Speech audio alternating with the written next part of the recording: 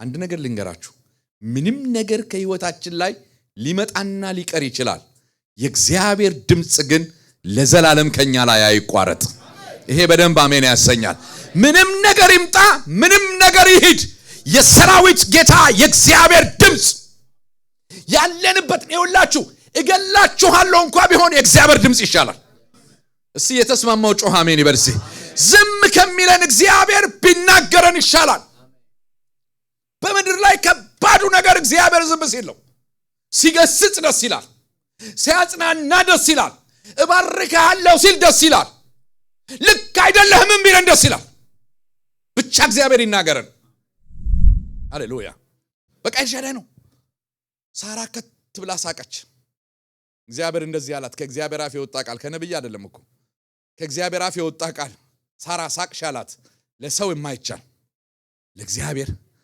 ይቻላል እናንተ ሰዎች የሆነ ያልተቻለ ነገር አለ ለእግዚአብሔር ይቻላል ለሆነ ለመንግስት ያልተቻለ ነገር አለ የሆነ ለሐኪም ያልተቻለ ነገር አለ ለሆነ ሰው ያልተቻለ ነገር ብቻ ይዛችኋል አይደለ እሱ ነገር ይኸውላችሁ ለእግዚአብሔር ይቻላል ጩሁና አሜን በሉ ለጌታ ለእግዚአብሔር ይቻላል አብርሃም ይሄንን ነው ያመነው ችግራችሁ ላይ አትሁኑ አይናችሁ ችግራችሁ ላይ አይሁን ጸሎታችሁ አይምሯችሁ ሐሳባችሁ ችግራችሁ ላይ አይሁን ከችግራችሁ መበልጥ እኔ ነኝ ይላችኋል እግዚአብሔር ከችግራችን ይበልጣል እስቲ ኢሳይያስ ምዕራፍ 43 እናውጣ ዛሬ ወደዚህ ስመጣ እግዚአብሔር የሰጠኝን ቃል ላንብብላችሁ በብሉይ ኪዳን በድሮ ትርጉም 556 ገጽ ላይ ይገኛል ትንቢተ ኢሳይያስ ምዕራፍ 43 እሱ ነው የምንካፈለው ዛሬ ሙሉን ትንቢተ ኢሳይያስ ምዕራፍ 43 556 ገጽ ላይ ይገኛል አዲስ ትርጉም በዛው አግኙት ለማንኛውም አውጡ በምንም ይሁን ብቻ አውጡ የእግዚአብሔርን ቃል ጌታ የተባረከ ይሁን ኢሳይያስ ምዕራፍ 43 ልክ ነኝ ምን ይላል አሁንም ይላል አይደል እንደዛ እስቲ አንብቡት ቁጥር 1 ሁሉ ሰው ያንብብ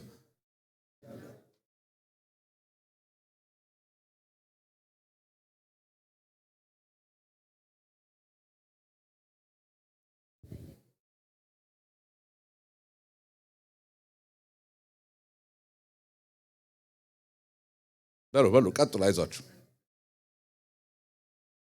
ጌታ የተባረከ ይሁን እስከዚህ ይበቃናል እግዚአብሔር በመድር ላይ በብሉይ ኪዳን ትኩረት ካደረገባቸው ሰዎች መካከል ዋናው የእስራኤል ነው ዋናው አይሁዳውያን ነው ጉዳዩም የነበረው የምህረት ዘመን እስኪመጣ ድረስ ከነሱ ጋር ነው እና እነዚህ እስራኤላውያን ከእግዚአብሔር ጋር ኪዳን አላቸው ግን እንደማናቸውም ሰው እንደውም ባህሪያቸው እኛን ይመስላል ብዙ ጊዜ አይሁድና ኢትዮጵያዊ የመመሳሰል ነገር አለው እና እንደማናቸውም ሰዎች በውጣ ውረድ ውስጥ አልፈዋል ኢሳይያስ በትንቢቱ በሚነግራቸው ጊዜ ላይ የተማረኩበት ጊዜ ነበር ወደ ባቢሎን የተጋዙበት ጊዜ ነበር ተስፋ የቆረጡበት ጊዜ ነበር ከእግዚአብሔር ጋር ጉዳይ ነበራቸው እና ጉዳያቸውን ግን ከእግዚአብሔር ጋር ለማገናኘት ያቃታቸው ጊዜ ላይ ነበሩ ለምን ጉዳዩ በጣም ተጭኗቸዋል ጉዳዩ በጣም አይምሯቸውን ህይወታቸውን ይዟቸዋል አንዳንድ ጉዳዮች ሲመጡ ከበድ ብለው ነው የሚመጡት ድሮ ኮኛ እንዲ ነበርን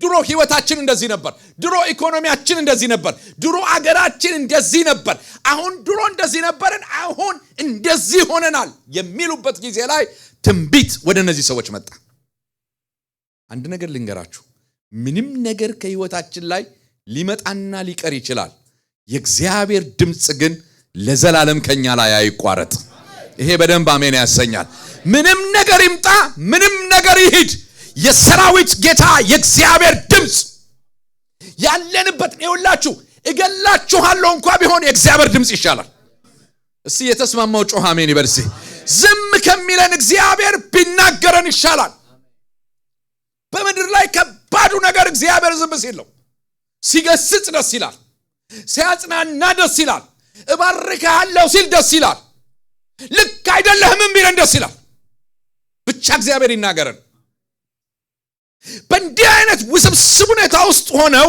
እግዚአብሔር መጣና አሁንም ያዕቆብ ሆይ የፈጠረ እስራኤል ሆይ የሰራ እግዚአብሔር እንደዚህ ይላል ተቤጅቻለሁና አትፍራ አሁን መልእክት የምነግርህ ተቤጅቻለሁ አትፍራ በስምህም ጠርቻለሁ ሃሌሉያ። እና ውጣ አለው። ወጣ። ሄደ። ቢያይ ልጅ የለም። ቢያይ የሚወለድ ነገር የለም። ቢያይ ለምን የሆነ መላ እንፈጥርም አሉና የሰው መላ ፈጠሩ። ከአጋር ጋር ሄደ ገብተህ ብትወልድ እንደዛ ቢሆን እኔ ጋር ቢያድግ ልጅ ይሆንልናል ምናምን አሉና አብርሃምና ሳራ ሰዎች ስለሆኑ ዲስከስ አድርገው እስማኤልን ወለዱ። በዲስከሽን እስማኤል ተወለደ። እስማኤል ካደገ በኋላ ግን ልጅ ሊሆን አልቻለም እና ጉዳያቸው ከእስማኤል ጋር እያደረጉ ቆዩ። የእስማኤልም ነገር አልሆነም። አብርሃም ማጉረምረም ጀመረ። ሲሪየስሊ መጨረሻ ላይ ማጉረምረም ጀመረ።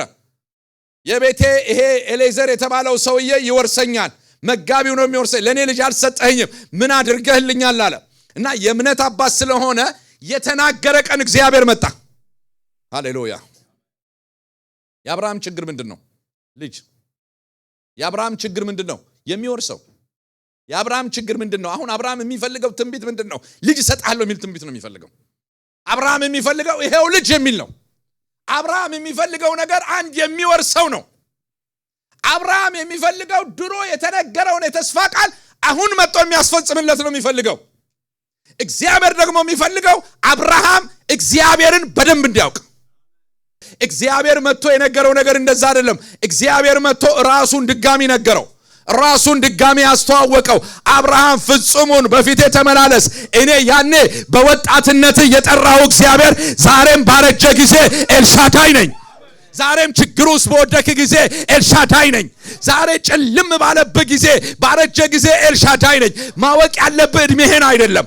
ማወቅ ያለብህ የሚስህን እድሜ አይደለም። ማወቅ ያለብህ ስለሚወርስ ነገር አይደለም። ማወቅ ያለብህ አንድ ነገር ነው። እኔ የጠራው እግዚአብሔር ኤልሻዳይ እንደሆንኩ ነው። ጩሁና ኤልሻዳይ በሉ እስቲ። እናንተ ሰዎች ችግራችሁን ተውት። እግዚአብሔር ኤልሻዳይ ነው። ማወቅ ያለብን ኤልሻዳይ መሆንን ነው። በቃ የዛሬው መገለጥ እሱ ነው። እግዚአብሔር ኤልሻዳይ ነው። ጩሁና ኤልሻዳይ ነው በሉ እስቲ። ችግራችሁን እያሰባችሁ ኤልሻዳይ ነው በሉ እስቲ። እግዚአብሔር ኤልሻዳይ ነው። ሃሌሉያ። በቃ ኤልሻዳይ ነው። ሳራ ከት ብላ ሳቀች። እግዚአብሔር እንደዚህ አላት። ከእግዚአብሔር አፍ የወጣ ቃል፣ ከነብይ አይደለም እኮ ከእግዚአብሔር አፍ የወጣ ቃል። ሳራ ሳቅሽ አላት። ለሰው የማይቻል ለእግዚአብሔር ይቻላል።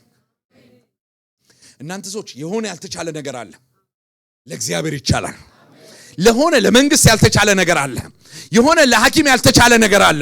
ለሆነ ሰው ያልተቻለ ነገር ብቻ ይዛችኋል አይደለ? እሱ ነገር ይኸውላችሁ ለእግዚአብሔር ይቻላል። ጩሁና አሜን በሉ ለጌታ። ለእግዚአብሔር ይቻላል። ጩሁና አሜን። የዛሬ ዓመት እዚህ መጣለው ይስሐቅ አለ አለው። ለአብርሃም እንደዛ አለው። ይስሐቅ አለ። የለም እኮ ግን አለ። እናንተ ሰዎች ነገራችሁ አለ እኮ ነው እያልኳችሁ ያለሁት። አያለቅስም ግን አለ። ድክ አይልም ግን አለ። የዛሬ ዓመት እመጣለሁ ይስሐቅ እዚህ አለ አለው። ዝም ብለህ ኤሌዘርን እያየ ይወርሰኛል አትበል። ያንተን እድሜ የሚስትን እድሜ እያየው አርጅቻለሁ አትበል። አብቅቷል አትበል። ይስሐቅ እዚህ አለ። ከሳራ የሚወለደው ይስሐቅ እዚህ አለ። የተስፋው ቃል ልጅ አለ አለው።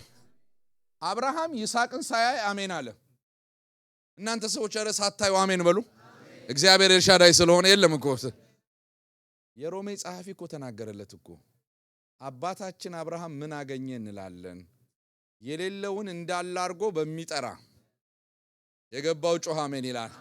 የሌለውን እንዳለ አድርጎ በሚጠራ ባመነበት አምላክ ፊት የሁላችን አባት ነው።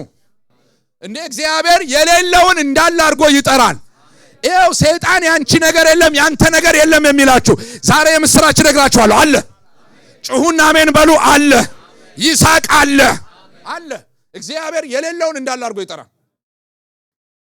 እና ትሻገራለህ ታገኛለህ ምናምን እኮ ደስ ነው የሚለው። ስጥ ሲባል ነው የሚከብደው ሰው። አምጣው ሲል እግዚአብሔር ነው የሚከብደው። አብርሃም ግን የእምነት አባት ነው፣ አልከበደው።